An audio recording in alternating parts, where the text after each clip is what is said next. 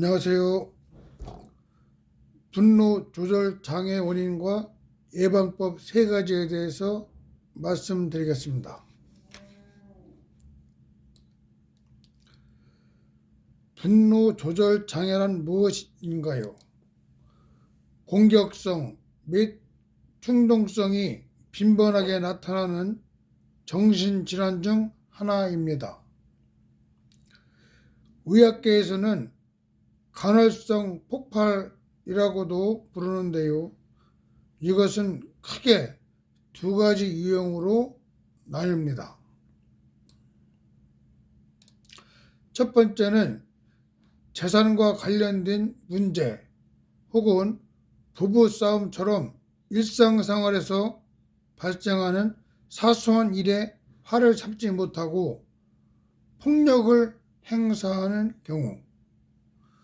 두 번째는 별다른 이유 없이 불특정 다수에게 심한 욕설을 퍼붓거나 기물을 파손하는 행위를 반복하는 경우입니다. 즉, 자신의 감정을 스스로 통제하지 못해서 심각한 수준의 행위를 저지르는 것을 말합니다. 분노 조절 장애 원인은 무엇일까요? 아직 정확한 원인은 밝혀지지 않았지만 전문가들은 뇌의 편도체 이상 또는 호르몬 분비 이상 같은 생물학적 요인과 어린 시절 학대 경험, 스트레스, 가정 불화 등 심리, 사회적 요인이 복합적으로 작용한다고 보고 있습니다. 특히 성장 과정에서 부모로부터 받은 학대, 폭력, 피해 경험인 주요 원인으로 지목되고 있습니다.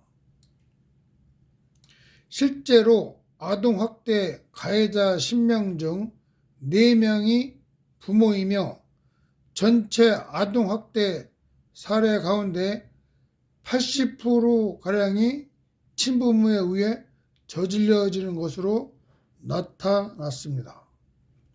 또한 최근 급증하고 있는 데이트 폭력 역시 이 경우가 많습니다.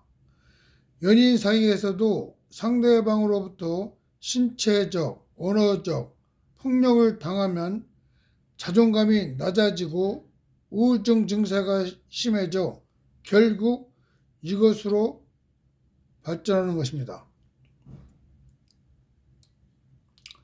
어떤 증상이 나타나나요?